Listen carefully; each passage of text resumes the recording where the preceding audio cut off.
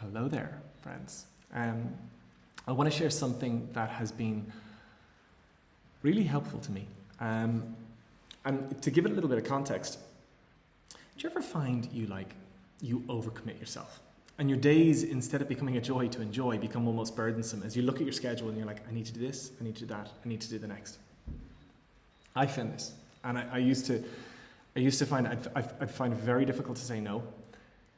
And when I'd wake up in the morning, I would look at my schedule for the day ahead, and I'd be like, oh my God. And this would be even more so perhaps on personal days, with just commitments to meet someone for a coffee, meet somebody for a walk, which are all really nice things, but when there's too many of them, they become almost impossible to enjoy. This got to me. She found like it was bringing up nervousness, anxiety, overwhelm, all sorts. I just felt like I was being pulled in all these different directions. So I decided to try a different experiment.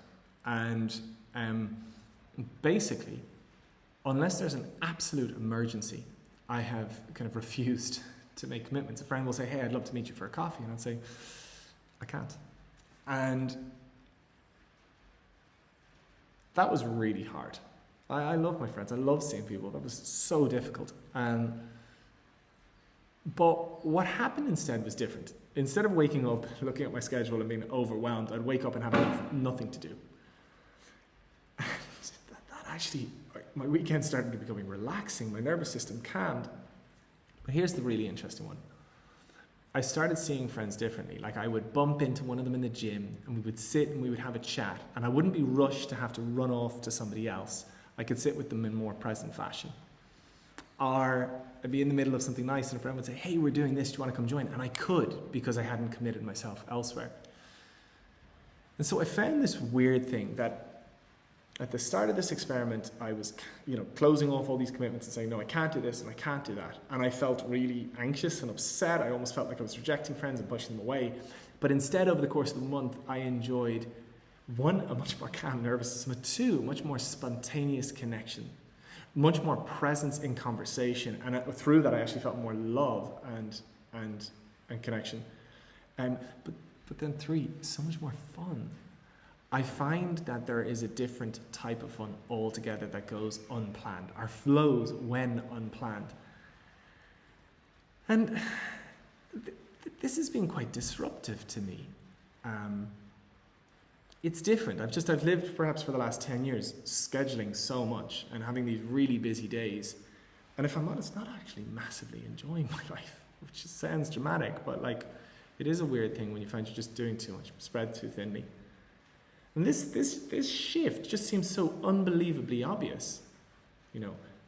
Don't commit yourself too much into the future. Don't overcommit yourself. Actually be really sacred what it is that you do commit yourself to, because for whatever it is that you do, there is an opportunity cost. And interestingly, the key opportunity cost for me was presence, spontaneity, fun and adventure, flow. And that's the big buzzword that we're all looking for. How do we flow? Well, perhaps actually you're interrupting it in the most innocent sense. Just booking things in your calendar. Do they really need to be there? I remember years ago, an old partner of mine, she looked at my calendar and it was just everything was booked out, and she looked at it horrified. She's like, what is this?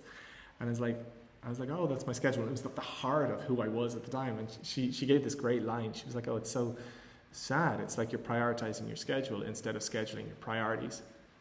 And over the course of kind of the time ahead, I became very, very discerning with regards to what it is that I scheduled. And now I'm taking that to the next level. And I've recognized a huge benefit from it. And I want to share it. I love this platform for the value, or perhaps the opportunity that we get to share the learnings we're having, so that perhaps somebody else following on can benefit from that.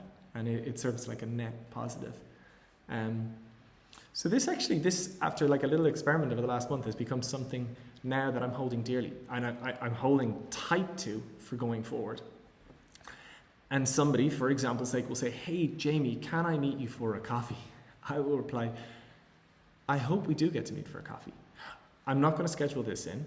I'm actually really keen on having a clear schedule, but I genuinely hope we cross paths spontaneously. And if we do, what's so nice is because of the way I'm operating, we'll get to have some time together then.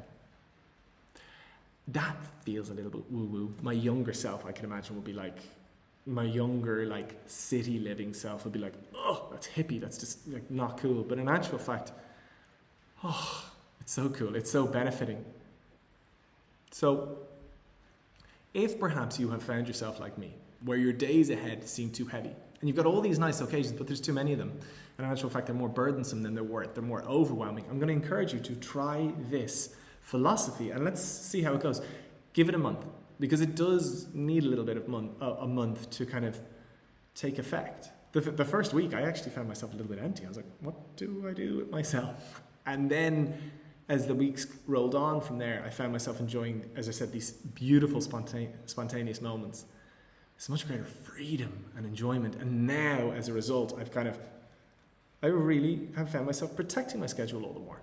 You know, actually rigidly saying, no, I won't book that in, and no, I won't book that in. And I'm priding myself over having clear days. And I'm waking up with curiosity. I'm like, what's going to unfold from here? And that's a beautiful thing about life.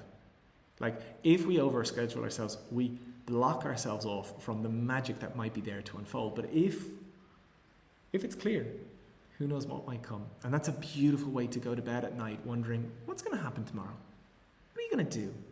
The not knowing is so, so nice.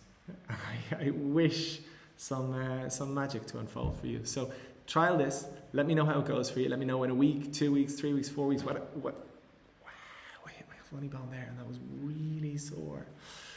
Let me know how it unfolds for you.